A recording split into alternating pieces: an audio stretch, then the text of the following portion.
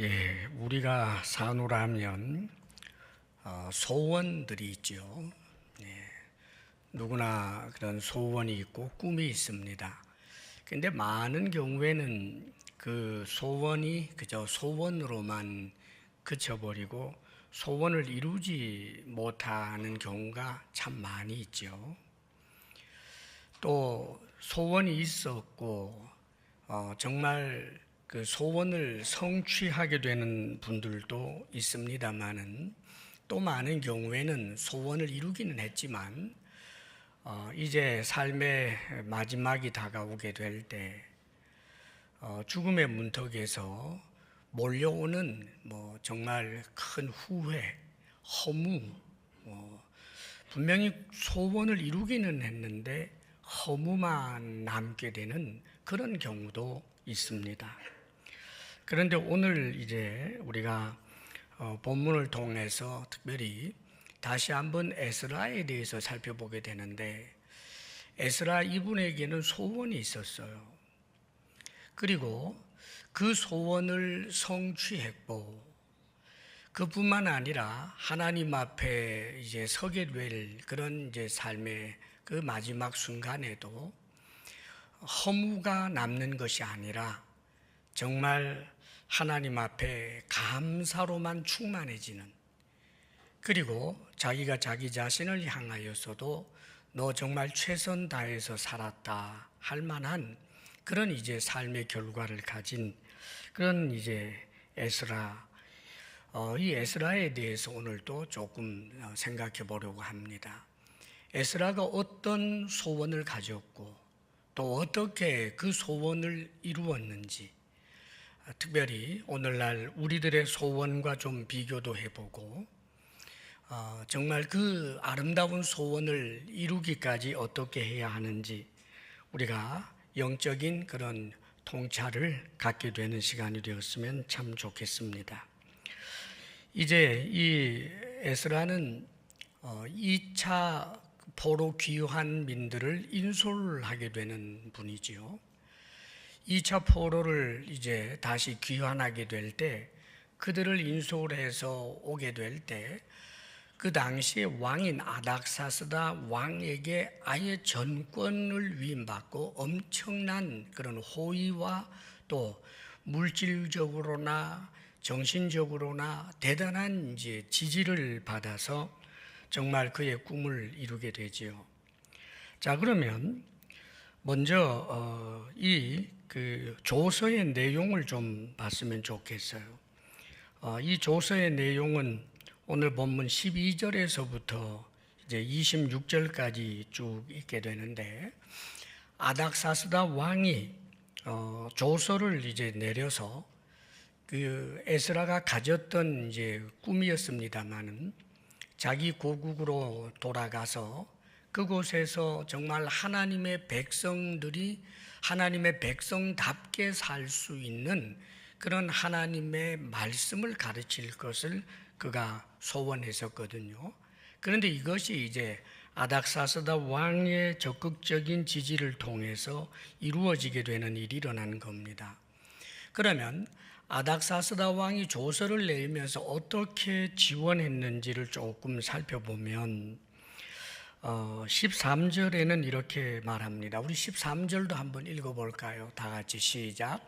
조서를 내리노니 우리나라에 있는 이스라엘 백성과 그들 제사장들과 레위 사람들 중에 예루살렘으로 올라갈 뜻이 있는 자는 누구든지 너와 함께 갈지어다. 이 아닥사스다 왕이 에스라에게 조서를 내린 거예요. 특별히 그것은 일종의 신임장이기도 하고 또 대단한 이제 권력의 보장이 되는 그런 조서였어요.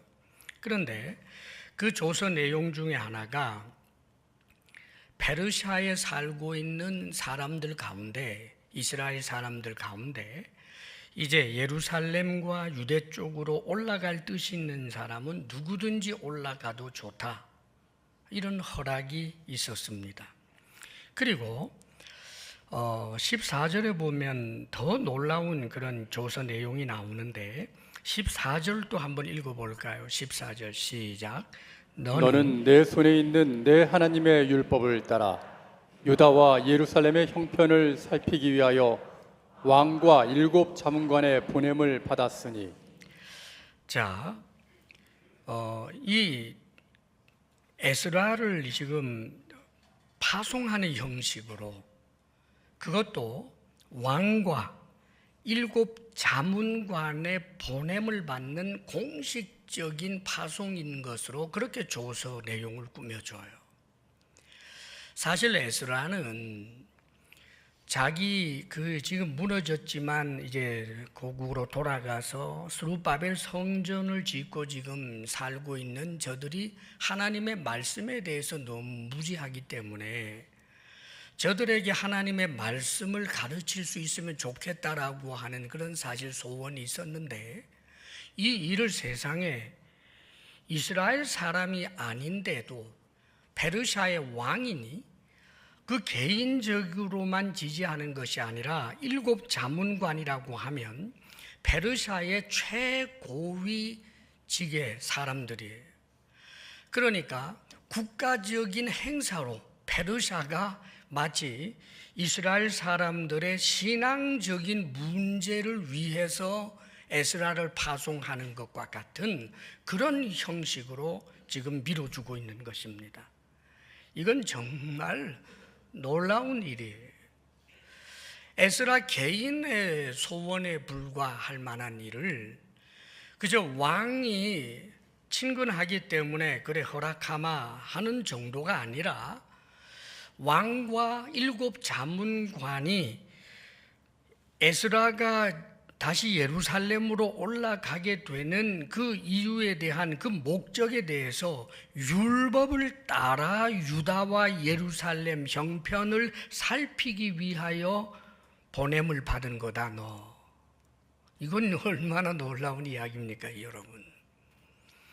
이런 정도의 조서 내용이 있어요. 그러니까 에스라가 이제 돌아가서 그 고국 땅으로 가서 그곳에서 정말 하나님의 말씀을 가르치는 이 일은 마치 페르시아라고 하는 나라의 적극적인 지원을 얻는 그런 형식의 조서였다는 말입니다.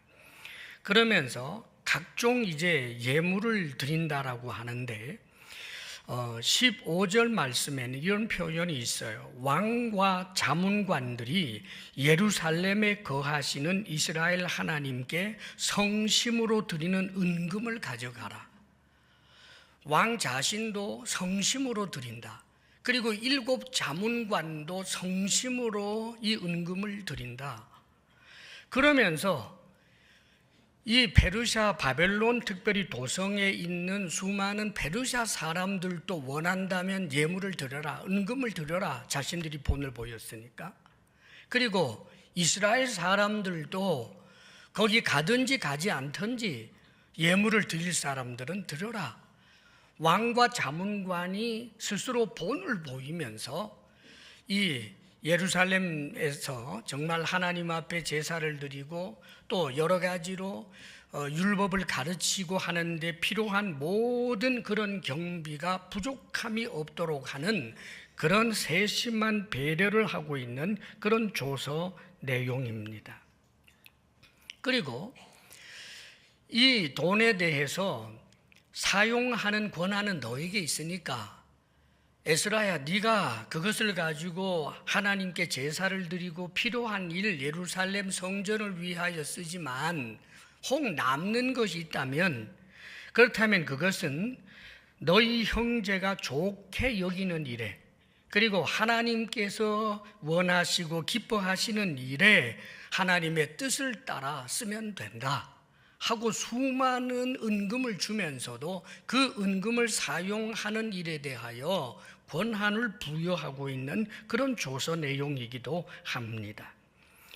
계속해서 읽어보게 되면 그는 심지어 하나님 앞에 이런 여러 가지 필요한 예물이라든지 은금을 드린다든지 그런 경비 면에 있어서 이것이 막연한 것이 되지 않도록 하기 위하여 이제 강 저편에 있는 창고지기, 왕궁 창고지기에게 내가 조서를 따로 내리겠다 그러면서 왕궁 그 창고지기들에게 내리는 조서 내용까지 밝혀주고 있어요. 에스라에게.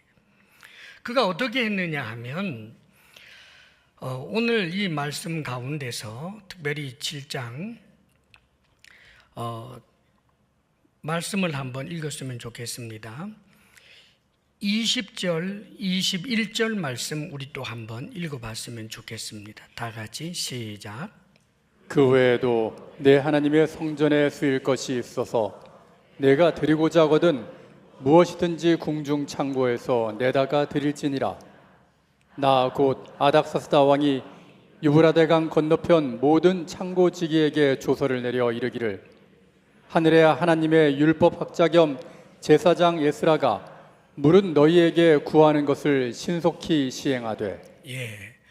그러니까 왕궁 이제 창고지기들이 이를테면 왕궁은 여러 곳에 있었기 때문에 그러면 강 건너편에 이 창고지기라면 사실상은 이제 총독이 그 권한을 갖고 있어요. 그들에게 따로 조서를 내리면서 에스라가 필요하다라고 하면 뭐든지 조달해 줘라. 그러면서 상한선을 정해줍니다. 왜냐하면 그 창고지기가 알아서 적당히 줄까 봐. 그래서 뭐라고 했느냐 하면 은은 100달란트까지, 밀은 100고르까지, 포도주는 100밭까지, 기름도 100밭까지, 소금은 정량 없이 해라. 자, 그러니까 상한선을 딱 정해줬기 때문에 이것은 에스라가 요구할 수 있는 권한이 되어버리고 마는 거예요. 주는 사람에게 알아서 주라 그러면 뭐 한 개를 줘도 되고 두 개를 줘도 되겠지만 에스라가 받을 수 있는 게 여기까지다라고 정해줘 버렸기 때문에 창고지기는 에스라가 그 정한 정량 내의 것을 요구하게 되면 이유 묻지 않고 줄 수밖에 없는 그런 조서를 꾸미며 이 에스라가 하고자 하는 일들을 이렇게 적극적으로 도왔던 거예요. 그러면서 24절에 보면 그 총독들에게, 그 창고지기들에게 따로 내린 그 조서에는 이 봉사자들에게, 성전 봉사자들에게 아예 세금을 받지 말라라고까지 조서를 내려요. 자, 그리고 나서 다시 에스라에게 오늘 읽은 이 본문 말씀인데 25절 말씀 같이 한번 읽어볼까요? 또 25절, 이제 다시 에스라에게 하는 말입니다. 함께 읽습니다. 25절 시작. 에스라여, 너는 내 손에 있는 내 하나님의 지혜를 따라 내 하나님의 율법을 아는 자를 법관과 재판관을 삼아 강 건너편 모든 백성을 재판하게 하고 그중 알지 못하는 자는 너희가 가르치라.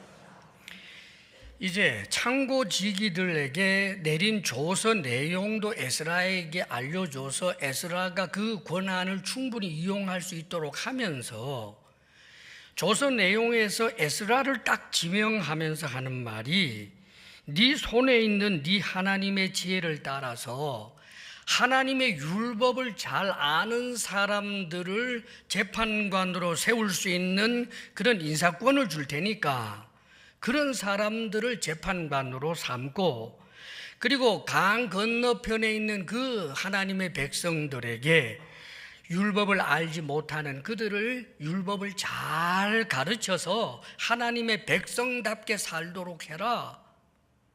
이걸 세상에 페르시아 왕이 이런 조서를 내렸다고요. 그리고 더 무시무시한 건 26절이에요. 26절 또 한번 읽어볼까요? 다 같이 시작. 물은 내 하나님의 명령과 왕의 명령을 준행하지 아니하는 자는 속히 그 죄를 정하여 혹 죽이거나 귀양 보내거나 가산을 몰수하거나 옥에 가둘지니라 하였더라. 왕의 조서나 또 이 명령에 불복하는 자는 엄히 처벌하리라 이렇게 수사적인 의미를 둔 게 아니고 아예 이 에스라에게 권한을 주는데 생사 여탈권을 주겠다는 거예요. 에스라가 하고 있는 정말 그 예루살렘에 있는 그 돌아온 사람들에게 하나님의 말씀을 가르치고 하나님의 법을 따라 살고자 하는 이 일에 대하여 방해를 놓고 있는 사람들은 죽일 수도 있다, 감옥에 넣을 수도 있다, 그들의 재산을 전부 빼앗아 버릴 수도 있다. 완전 엄청난 권한을 주면서, 그래서 이 에스라가 정말 하고자 하는 일을 할 수 있도록 정말 세밀하게 큰 권력을 주면서 감당케 하도록 그렇게 지지해 주었던 것입니다. 사랑하는 여러분, 에스라가 도대체 어떤 꿈이 있었길래 이 페르시아 왕까지 알고 페르시아 왕도 지지할 수 있었을까? 또 그렇게 엄청나게 도와줄 수 있었을까? 에스라 7장 10절 말씀, 10절 말씀을 함께 읽어보겠습니다. 10절입니다. 다 같이 시작. 에스라가 여호와의 율법을 연구하여 준행하며 율례와 규례를 이스라엘에게 가르치기로 결심하였었더라.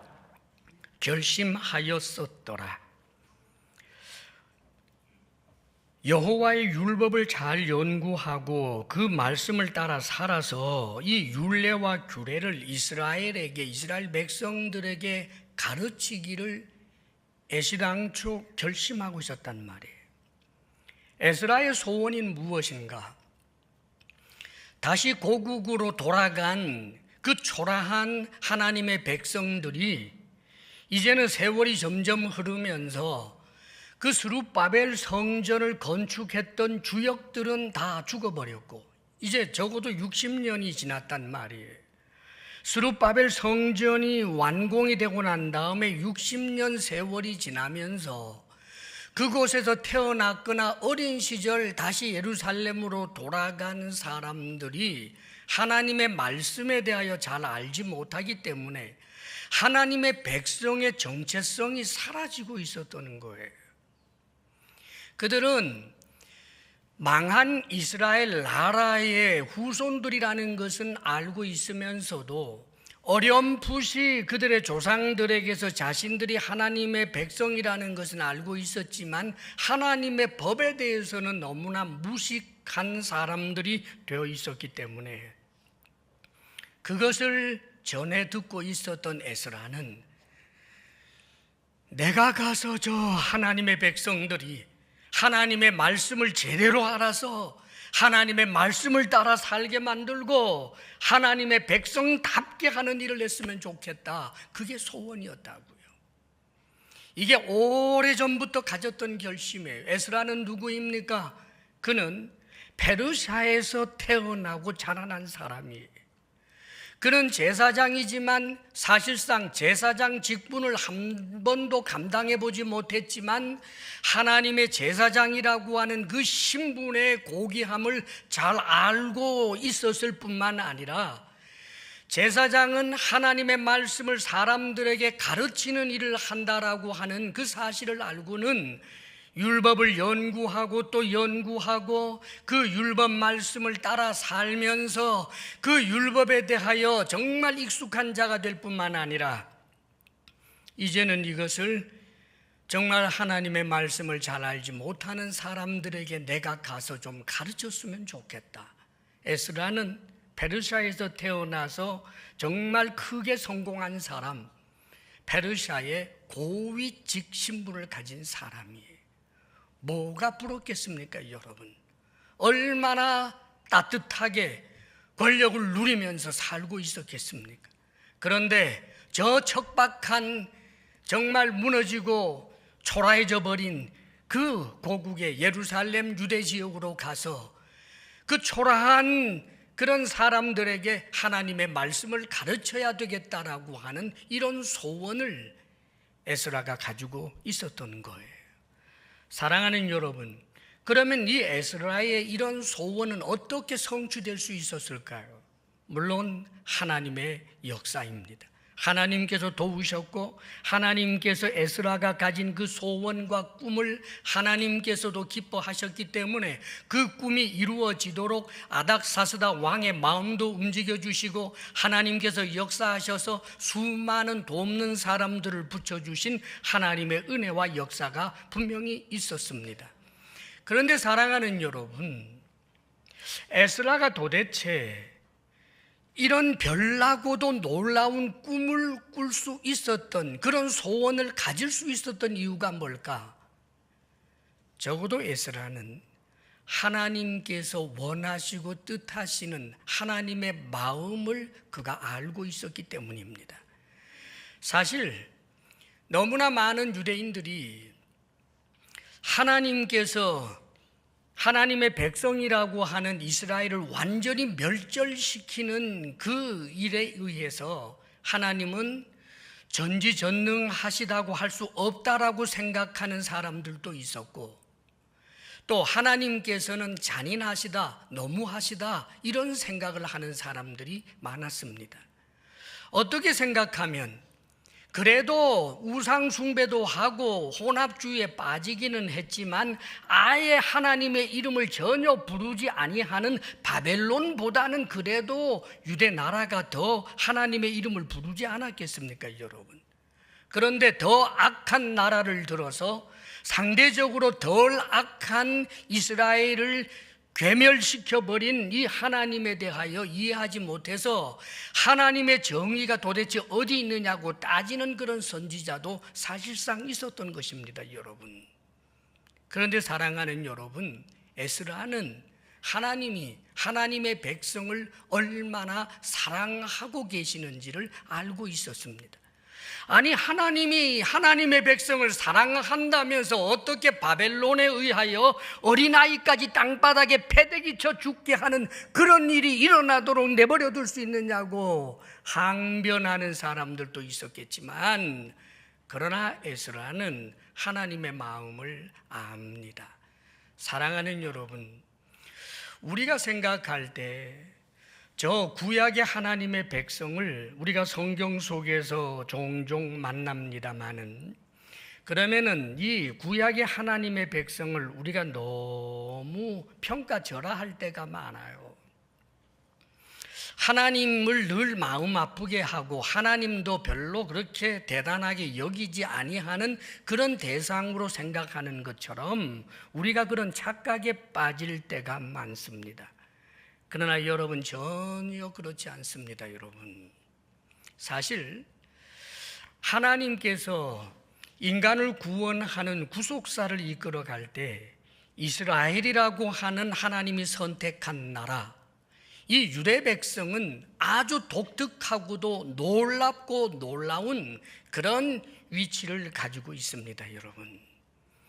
구약 성경의 절대 다수가 이 유대인들에 의하여 하나님의 말씀이 기록되었고, 신약 성경도 의사인 누가를 제외하고 나면은 모두 유대인에 의하여 기록이 되어서 인간을 구원하고자 하는 하나님의 열심이 담겨져 있는 이 책을 적어도 하나님께서는 이스라엘 민족 가운데 이스라엘 사람들을 통해서 전하여 줬고, 그뿐만 아니라 나중에 우리 예수님께서 유대인으로서 이 땅에 오셨고, 그리고 예수님께서 부활하시고 승천하실 때 교회가 생기게 되는데 그 교회도 바로 예루살렘에서부터 시작되게 되었고, 그 초대교회의 지도자들 그룹이 사도들은 전부 유대인들이었고, 그리고 유대인들에 의하여 영향을 입었던 사람들에 의하여 교회가 시작이 되었던 것을 우리는 너무나 잘 알고 있습니다.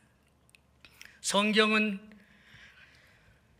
하나님의 백성인 이 구약 백성, 이스라엘 유다 백성들을 하나님께서 사랑하시지 않고 미워하신다고 하지 않습니다, 여러분. 그렇다면 그때 예루살렘이 멸망할 때 그렇게 칼에 찔려 죽고 매 맞아 죽고 억울하게 죽음을 당한 그 죽은 사람들은 어떻게 되었을까?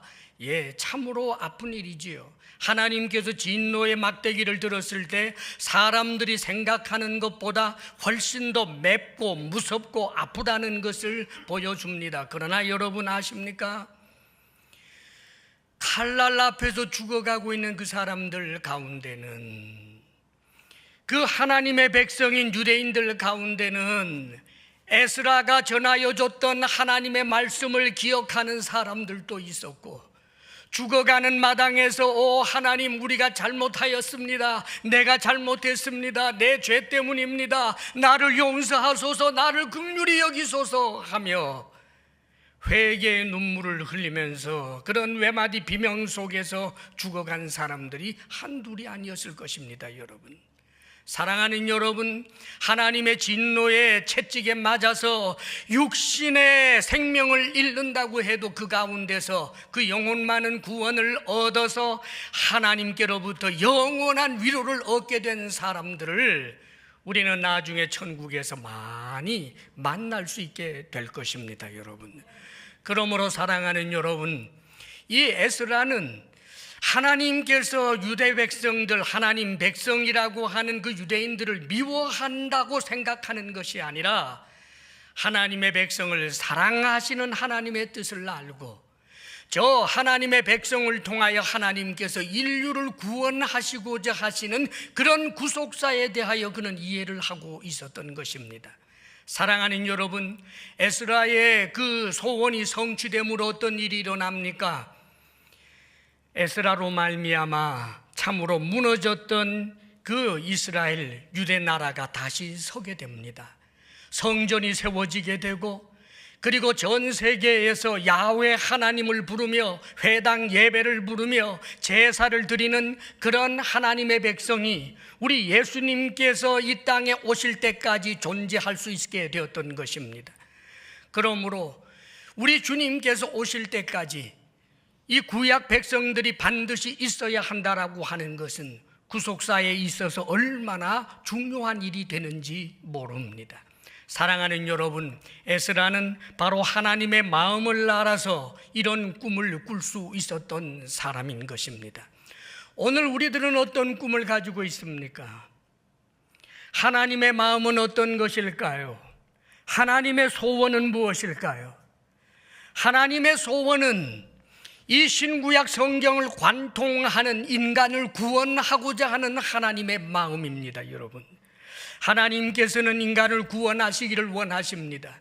늙고 병들고 죽고 영원한 지옥에 떨어질 수밖에 없는 비참한, 반드시 구원을 받아야 할 우리 인간들을 구원하시기를 원하는 것이 하나님께서 원하시는 바이요 뜻하시는 바인 것입니다.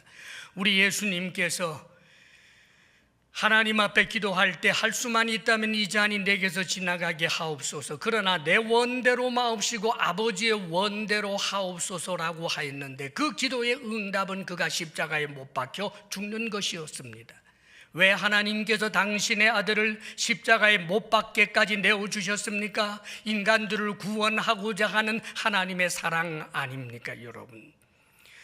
그러므로 사랑하는 여러분, 이제 신약의 백성인 우리들, 새로운 언약 관계에 있는 우리들은 정말 하나님께서 우리에게 주신 이 소원과 꿈이 있어야 하는 것입니다. 사람을 살리는 것 말입니다. 여러분, 지상대 명령이라고 하는 것이 있습니다. 신약의 모든 성도, 모든 교회에게 주신 명령, 가서 모든 민족을 제자로 삼아 아버지와 아들과 성령의 이름으로 세례를 베풀고 내가 너희에게 분부한 모든 것을 가르쳐 지키게 하라. 무슨 말입니까, 여러분? 복음을 전하여 하나님의 교회를 세워내는 것입니다. 뿐만 아니라 그를 돌보고 자라나게 하여 하나님의 말씀대로 살 수 있도록 본을 보이고 영향력을 끼치고, 그렇게 하여 그로 하여금 견고한 믿음 생활을 하게 함으로 교회 공동체가 견고하게 세워지게 하는 것, 이것이 하나님께서 우리에게 주신 사명이요 우리가 가져야 할 마땅한 소원이라는 말입니다. 사람을 살린다라고 하는 것을 막연하게 생각하지 마십시오. 사람을 살린다는 것은 무엇입니까, 여러분? 사람을 살린다는 것의 궁극적인 의미는 언젠가 하나로 완성되게 되는 하나의 교회에 예수 그리스도의 지체로서 참여하게 되는 바로 그 일입니다. 이 세상에서 가장 소중한 것은 무엇일까? 교회를 건강하게 세우는 일입니다, 여러분. 내가 그리스도의 지체가 되어서 나 자신이 건강하고 나로 인하여 또 다른 지체 누군가가 건강하게 하는 것, 사랑하는 여러분, 이것이 우리가 가져야 할 소원이라는 사실을 잊지 마십시오. 믿지 아니하는 이에게 복음을 전하여 교회를 세워 나아가고 연약한 자를 참으로 세워내므로 그가 견고한 교회의 지체가 되게 하는 이 일이 우리가 마땅히 하나님 앞에서 가져야 할 소원이요, 에스라가 가졌던 소원을 오늘날 이 시대에 우리가 붙잡아야 할 소원이 되는 것입니다. 사랑하는 여러분, 이 땅에서 나 혼자만 잘 먹고 잘 살고 평안을 누리는 것만이 우리의 소원이라면, 그렇다면 우리가 세상 사람들과 다른 게 어디에 있겠습니까, 여러분? 우리는 여러 옷을 입는 것처럼 이 세상에서 이런저런 신분을 가지고 살지만, 그러나 해야 할 일은 사람을 살리는 일이라는 것을 잊지 마십시오. 연약한 자에게 하나님의 말씀을 입으로 가르칠 뿐만 아니라 내 삶의 모든 것으로 영향을 끼쳐서 그로 하여금 견고하게 신앙생활을 하여 교회가 건강하게 세워지게 하는 것, 이것이 우리에게 주신 중요한, 참으로 하나님께서 주신 비전이 되는 것입니다. 때때로 보면 교회가 썩었다, 혹은 교회가 실망시키는 사람 냄새가 너무 나서 그래서 나는 예수 믿고 하나님도 믿지만 교회는 나가지 않는다라고, 교회 나가지 않는 이유를 그렇게 이야기하는 사람들이 있습니다. 사랑하는 여러분, 나중에 완성되는 것이 하나의 교회인데, 만일 교회가 썩었다고 생각된다면 더 열심히 나와서 교회에 거룩한 영향력을 끼치는 사람이 되어야 되지 않겠습니까?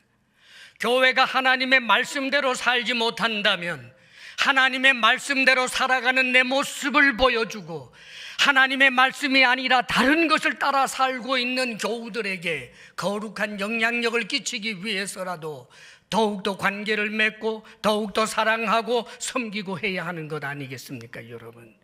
전날의 고린도 교회의 망가진 모습을 우리는 성경을 통해서 봅니다. 정말 지금 이 시대 어느 집단하고 비교해 보아도 참으로 도덕성이 땅바닥에 떨어져 있는 것이 고린도 교회였습니다. 그런데 고린도 교회를 사도 바울이, 성령이 포기한 적이 있습니까, 여러분? 얼마나 여러 번 편지를 쓰고 그들을 격려하고 찾아가 돌보고, 때로는 책망하기도 하고 때로는 부탁하기도 하고 권하기도 하고 눈물로 기도하면서 결국은 그 고린도 교회를 건강하게 세워내는 일을 한 것을 우리는 성경을 통해서 보게 되는 것입니다. 사랑하는 여러분, 교회가 건강하게 되는 것은 목회자들만 하는 게 아닙니다, 여러분. 사랑하는 여러분, 누가 성숙한 사람입니까? 가방끈이 긴 사람이 성숙한 사람이 아닙니다. 사회적으로 성공한 사람이, 그 사람이 성숙한 사람이 아닙니다. 교회를 건강하게 하는데 그 소원을 가지고, 그 꿈을 가지고 구체적으로 그렇게 살아가는 사람들이 하나님 앞에서 성숙한 사람인 것입니다. 이런 꿈이 여러분들에게 있으시기를 주의 이름으로 축복합니다. 자, 오늘 말씀 보게 되면 에스라는 자신의 그런 소원을 가지고 하나님 앞에 기도했을 뿐만 아니라 그는 여호와의 율법을 연구하여 준행했다라고 표현해요. 나중에 잘 가르치기 위해서 그런 결심이 있으니까 준비를 했다는 말이에요. 사랑하는 여러분, 우리들도 교회를 건강하게 세우는 그런 꿈이 있다면 준비가 되어 있어야 된단 말이에요. 우리가 어떻게 교회를 건강하게 세우는 데 있어서 준비된 사람이 될 수 있을까? 이 에스라는 구약의 성도로서 그가 알고 있는 것은 율법이었습니다. 그런데 우리는 이제는 율법을 지나서 예수 그리스도로 말미암아 우리가 가지게 된 새 언약이 있습니다. 복음입니다, 여러분. 우리는 복음이 있다는 말이에요. 다시 말하면 복음에 대해서 무지해서는 안 되고 복음을 알아야 할 뿐만 아니라 깊이 있게 알아야 하고 전인격적으로 알아야 하고 복음을 누리고 복음으로 살아야 하는 것입니다, 여러분. 우리가 구약 성경을 잘 안다고 할지라도 복음을 모르면 아는 것이 아니죠. 왜요? 구약 성경의 목적이 몽학 선생이에요. 그리스도에게로 인도하기 위하여 율법이 있는 것입니다. 율법을 스스로 지킬 수 없구나, 오 나를 불쌍히 여기소서 하며 그리스도를 찾게 하는 것이 구약 성경이에요. 신약 성경은 무엇입니까? 예수님이 그리스도라고 명시적으로 가르쳐주며 예수 그리스도의 십자가 구속을 통하여 우리에게 주신 그 언약, 새 언약에 대하여 믿게 하는 것이 바로 신약 성경입니다. 그러므로 사랑하는 여러분, 여러분들이 복음을 알고 있습니까? 복음을 모르면 교회를 건강하게 세우는 일꾼이 결단코 될 수가 없습니다. 사회 경험 풍부하고 사회적 지식 많아도 복음에 대하여 감동해 본 적이 없다면 사랑하는 여러분, 그는 진정한 의미의 일꾼이 될 수가 없습니다. 복음이 무엇입니까, 여러분? 하나님께서 우리에게 주신 언약 아닙니까? 복된 언약 말입니다. 우리는 죄인이기 때문에 영원히 하나님 앞에 죄인으로서 지옥 형벌을 받을 수밖에 없는 존재요. 죄로 인하여 이 세상이 이렇게 비참하게 되었는데 우리 주 예수 그리스도를 믿음으로 우리가 하나님 앞에 의롭다함을 얻게 되었을 뿐 아니라 하나님의 자녀가 되고 하나님께서 성령으로 우리 속에 계셔서 우리와 동행하게 된다라고 하는 것을 약속해 주신 것이 바로 복음 아닙니까? 복음으로 말미암아 우리에게 주어질 그 미래의 소망은 무엇입니까? 복음을 통해서 우리는 미래를 내다봅니다. 천사와 같이 내가 변화되게 될 것입니다. 우리는 죽지만 다시 살아나되 천사처럼 변화되고 우리 주 예수 그리스도의 몸을 이루는 하나의 우주적 교회로서 우리 주님과 더불어 영생 복락을 누리게 된다라고 하는 미래적 소망을 꿈꾸게 해주는 것이 바로 복음입니다. 그런데 사랑하는 여러분, 복음을 아십니까? 그 복음을 안다라고 하는 것이 내 마음까지 내려와 있습니까? 복음 때문에 즐겁습니까? 복음 때문에 내 손과 발의 행동에 어떤 그것이 힘이 되고 능력이 됩니까? 복음을 알고 깊이 알고 느끼고 체득하고 뿐만 아니라 복음으로 살아야 한다는 말입니다, 여러분. 복음은 인생의 모든 문제를 해결할 수 있는 능력입니다. 복음은 슬픔을 이기게 하고 절망에 빠지지 않게 하고 죄에 대하여 맞서 싸우게 이기게 하고 복음으로 말미암아 미래를 소망스럽게 꿈꾸게 할 수 있는 이 모든 능력이 복음 안에 있는 것입니다. 그러므로 사랑하는 여러분, 이 세상에서 신앙생활을 잘한다라고 하는 것은 다른 것이 아닙니다. 예수님이 내 안에 있다라고 하는 그 의미의 은혜의 깊이를 아는 것이고 예수 그리스도 십자가 구속의 은혜의 그 넓이와 깊이와 높이가 나로 하여금 울게도 하고 웃게도 하는 그 능력이 있을 때 그가 복음을 정말 아는 것입니다, 여러분. 가난하면 복음이 아무 소용없다고 생각이 되고 병 들어버리면 복음은 쓸데없다고 생각이 되고 사랑하는 여러분, 복음의 1%도 모르는 것입니다, 여러분. 복음에 대하여 무지한 자들 되지 않기를 주의 이름으로 축복합니다. 특별히 고린도후서 6장에 보면 바울이 복음을 알고 있고 복음을 누리고 있는 우리에 대하여 이렇게 표현해 줍니다. 우리는 속이는 자 같으나 참되고 세상 사람들은 우리가 속인다고 그러죠. 그러나 참됩니다. 무명한 자 같으나 유명한 자요. 그렇지요. 세상은 우리를 알아주지 못하지만 천사도 우리를 알아줍니다. 하나님이 알아줍니다. 유명합니다. 죽은 자 같으나 우리가 살아있고 우리에게는 영생이 이미 주어져 있습니다. 징계를 받는 자 같으나 죽임을 심판을 당하지 아니하고 그렇지요. 우리는 영원한 지옥 형벌 심판받지 아니하고 정죄받지 않습니다. 근심하는 자 같으나 항상 기뻐하고, 가난한 자 같으나 많은 사람을 부유하게 하고, 아무것도 없는 자 같으나 모든 것을 가진 자로다. 사랑하는 여러분, 복음을 가지고 있다는 것은 바로 이런 뜻입니다. 그러므로 여러분, 복음의 의미를 깊이 묵상해 보십시오. 사랑하는 여러분, 예수 그리스도 십자가 구속의 은혜로 말미암아 내게 주어진 그 엄청난 신분과 은혜를 묵상하고 또 묵상해 보십시오. 그리고 여러분의 삶에 한번 적용해 보십시오. 정말 내가 그렇게 불행한 사람인지, 내가 정말 그렇게 하찮은 사람인지 말입니다. 사랑하는 여러분, 이런 복음을 누리는 사람들이 대인관계에서 얼마나 너그러워지고 얼마나 매력적이게 되는지 아십니까 여러분? 적어도 복음에 대하여서는 명시적으로 몰랐던 에스라도 율법의 정신을 붙잡았던 사람입니다. 율법의 정신은 하나님을 사랑하고 이웃을 사랑하라는 것 아닙니까? 그렇기 때문에 에스라가 율법을 연구해서 그 율법대로 살았다라고 하는 것은 흔히 생각하는 바리새인의 모습이 아니었습니다. 남에게는 철저하게 까다롭고 자기 자신에게는 관대하고 위선적인 그런 율법주의자가 아니었다는 말이에요. 에스라가 하나님의 율법에 대해서 잘 알고 있을 뿐만 아니라 그 율법을 산다라고 하는 것은 저 세상 사람들이 에스라를 경험할 때마다 에스라에게 감탄할 수밖에 없었던 그런 사람이었어요. 오늘 말씀 보면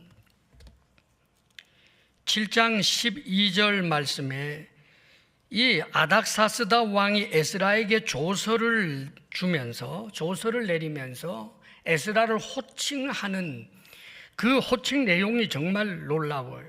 12절 말씀 우리 같이 한번 읽었으면 좋겠습니다. 다 같이 시작. 모든 왕의 왕 아닥사스다는 하늘의 하나님의 율법의 완전한 학자 겸 제사장 에스라에게가 아닙니다. 모든 왕의 왕 아닥사스다는 내 종 에스라에게 이렇게 표현한 것이 아니라 하늘의 하나님의 율법의 완전한 학자 겸 제사장 에스라에게. 놀랍게도 페르시아 왕이 이 에스라를 존경하고 있는, 정말 에스라를 엄청난 자로 그렇게 인정하고 있는 그런 마음이 느껴지는 그런 호칭이에요. 사랑하는 여러분, 도대체 어떻게 하나님의 말씀을 따라 살았길래 이 아닥사스다 왕이 에스라를 향하여 이렇게 존경하는 마음까지 품을 수 있었을까? 뿐만 아니라 에스라가 가진 그 소원을 어떻게 알았을까? 적어도 에스라와 아닥사스다 왕은 왕과 신하의 관계로서 업무로서만 만났던 것이 아니라 에스라의 여러 가지 그 소원들과 그가 하는 꿈들에 대한 이야기를 들으면서 에스라를 존경하니까 에스라의 소원도 지지할 수밖에 없는 그런 왕이 되었다는 뜻입니다, 여러분. 사랑하는 여러분, 이것이 아닥사스다 왕만 그랬습니까? 놀랍게도 그 7사람 자문관이 있는데 이들이 함께 에스라를 지원합니다. 사랑하는 여러분, 그가 만났던 그 궁궐에서 인간관계 가운데서 하나님의 말씀을 따라서 얼마나 덕을 세우며 살았는지를 우리에게 보여주고 있는 내용인 것입니다. 여러분, 우리가 사람을 살리기 위해서는 그런 사람을 살리는 소원도 가져야 하지만 복음을 알고 복음을 누리는 자가 되어서 복음 안에서 사람들과의 인간관계에서도 준비가 되어 있어야 한다는 말입니다. 여러분, 사랑하는 여러분, 우리가 만나는 사람들이 우연이 아닙니다. 그래서 우연히 만나고 다시 못 볼 사람이라고 생각해서 업신여겨도 되고 또 여러 가지 벗겨 먹어도 된다고 그렇게 생각해서는 안 됩니다. 여러분, 우연은 없기 때문입니다. 사랑하는 여러분, 인간관계의 모든 것들, 우리가 이 세상 70년, 80년 살아도 지구상에는 모든 사람을 다 만나보지는 못할 것입니다. 그런데 내가 누군가를 만난다라고 하는 그 만남의 자리에 우리 하나님의 선한 뜻이 없겠습니까? 우리가 복음을 누린다라고 하는 것은 복음 안에서 그를 선대하고 그를 사랑하고 그를 섬기는 것입니다. 오른뺨을 때려도 왼뺨을 돌려대는 것입니다. 여러분, 참으로 나를 미워한다고 할지라도 원수를 맺고 그 나에게 한 일에 대하여 7배나 보복하겠다라고 하는 그런 세상 논리가 아니라 원수를 위해서도 오히려 기도해주고 줄일 때 먹을 것을 주는 사람, 이게 복음을 누리는 사람들 아니겠습니까? 여러분, 이런 인간관계가 준비되게 하십시오. 사랑하는 여러분, 오늘 말씀 보게 되면 27절 28절에 이 에스라가 하나님을 찬양하는 그런 고백이 있습니다. 그런데 여기에 담겨 있는 그가 인간관계를 어떻게 생각하는지를 좀 엿볼 수 있는 내용이 있습니다. 27절 28절 함께 읽어봐요. 시작. 우리 조상들의 하나님 여호와를 송축할지로다. 그가 왕의 마음에 예루살렘 여호와의 성전을 아름답게 할 뜻을 두시고 또 나로 왕과 그의 보좌관들 앞과 왕의 권세 있는 모든 방백의 앞에서 은혜를 얻게 하셨도다. 내 하나님 여호와의 손이 내 위에 있으므로 내가 힘을 얻어 이스라엘 중에 우두머리들을 모아 나와 함께 올라오게 하였노라.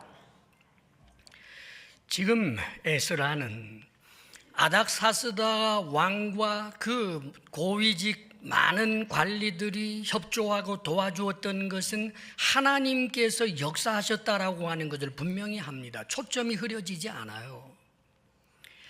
왕의 마음에 예루살렘 여호와의 성전을 아름답게 할 뜻을 하나님께서 두셨다. 하나님이 아닥사스다의 마음속에 이 예루살렘 성전에 대하여, 예루살렘에 대하여, 하나님 백성들에 대하여 좋은 마음을 가지도록 하나님이 하셨다. 그거 분명히 고백하고 있어요. 또 왕과 그의 보좌관들 앞과 왕의 권세 있는 모든 방백의 앞에서 내가 인정받고 은혜를 받을 수 있도록 하나님이 하셨다. 하나님이 인도하셔서 하나님께서 주시는 힘으로 내가 사람들을 데리고 다시 2차 포로 귀환을 완수할 수 있었다. 이런 고백도 전부 하나님을 높이면서 합니다. 여러분, 우리는 초점이 흐려져서는 안 되지요. 그러나 이 모든 일을 이루신 분은 하나님뿐입니다. 이걸로만 끝내지 않았어요. 아멘 하셨지만 이 모든 일을 이루신 분이 분명히 하나님이신데, 그런데 여러분, 지금 여기에 왕이 나오고 보좌관들이 나오고 권세 있는 모든 방백을 사실 깔아 뭉개는 그런 고백일까? 아닙니다. 여러분, 성경에서 하나님과 인간을 비교할 수는 없어요. 그런데 가령 모세를 두고 하나님께서 모세를 통하여 이스라엘 백성들을 출애굽하셨다라고 할 때 하나님을 높임과 동시에 그것은 모세를 향한 최고의 칭찬이에요. 사랑하는 여러분, 이 아닥사스다 왕의 마음속에 하나님이 예루살렘 성전을 아름답게 할 뜻을 새겨주었다라고 하는 것은 하나님을 높임과 동시에 이 아닥사스다 왕을 신앙 안에서는 최고로 하나님께 쓰임 받은 사람이라고 하는 것을 나타내는 말입니다. 그뿐입니까? 왕과 그의 보좌관들 앞과 왕의 권세 있는 모든 방백의 앞에서 은혜를 얻게 하셨도다. 하나님이 얻게 하셨는데 은혜를 내가 왕에게서, 은혜를 내가 방백에게서, 은혜를 내가 보좌관들에게 얻었다라고 하는 감사함을 내포하고 있는 말이라는 것입니다. 여러분, 우리는 하나님의 은혜로 이 세상에 태어났고 하나님의 은혜로 우리가 이 땅에서 삽니다. 그러면 부모님은, 사랑하는 여러분, 하나님의 은혜로 태어났고 하나님의 은혜로 살고 있는 것이 틀림없고 그것이 가장 중심이지만, 부모님이 낳아서 진자리 마른 자리 갈아 끼우면서 기르신 그 은혜를 무시하라는 말이 성경 그 어디에도 없습니다. 여러분, 우리가 얻는 모든 곡식이 하나님이 주셨다라고 하는 것에 대하여 감사하지만 농부들의 구슬땀을 무시하라고 하는 적이 없습니다. 여러분, 인간관계는 그런 것입니다. 예수님을 잘 믿는다라고 하는 사람들, 하나님을 잘 경외한다라고 하는 사람들이 신앙을 이유로 해서 다른 사람들의 호의를 납작하게 해버리는 그런 일들이 얼마나 많은지 몰라요. 기껏 도와줬더니 하나님이 까마귀를 보내서 날 도와주시더라고요. 진작 저 그 까마귀에게는 감사하다는 말 한마디 하지 않으면서 말입니다. 그것은 잘못된 거예요. 인간관계가 어그러져 있다 그 말입니다. 여러분, 사랑하는 여러분, 내가 어느 직장에서 일합니다. 섭리하시고 역사하셔서 하나님으로 하여금 이 일터를 주신 것을 하나님께 찬양합니다. 동시에 그런 일자리를 준 그 회사 혹은 직장 상사, 그에게 고마워하는 마음을 갖는 것, 이것이 복음 안에서 살아가는 우리들이 마땅히 가져야 할 태도인 것입니다. 사랑하는 여러분, 주변의 사람들과의 인간관계에서 하나님의 이름으로 무시하는 자가 되지 마십시오. 철저하게 하나님 중심이지만, 그러나 하나님께서는 우리가 사람들을 귀하게 여기고 그의 발을 씻어주고 그로 하여금 정말 나에게 선한 영향을 입을 만큼 빛이 되고 소금이 되어 살아가게 하는 것을 하나님께서는 기뻐하신다는 사실을 기억하시기를 바랍니다. 준비는 그렇게 되어 있는 것입니다. 교회를 살리는 사람, 사람을 살리는 사람이 되십시오. 복음을 알고 느끼고 복음을 누리는 사람이 되십시오. 복음 안에서 인간관계에 좋은 준비를 해 두십시오. 아무리 잘해도 나에게 해를 끼치는 사람이 있지만 그에 대하여는 하나님이 알아서 하실 것이고, 결정적인 순간에 복음 안에서 가졌던 그 좋은 인간관계들이 언젠가 결정적으로 우리를 돕도록 하나님께서 역사하실 것입니다. 승리하시기를 주의 이름으로 축원합니다. 기도하겠습니다. 아버지 하나님, 우리가 하나님의 마음을 늘 알아 하나님께서 예수 그리스도를 주시면서까지 우리를 구원하기를 원하시는 그 소원과 함께 우리를 또 사람을 살리는 자가 되고 주의 몸된 교회를 건강하게 세우고자 하는 소원이 우리에게 있게 하여 주옵소서. 복음에 무식한 자 되지 않게 하시고 복음의 능력을 우리가 온전히 삶에서 누리는 자가 되며 복음 안에서 좋은 인간관계로 준비되게 하여 주옵소서. 예수님 이름으로 기도합니다. 아멘.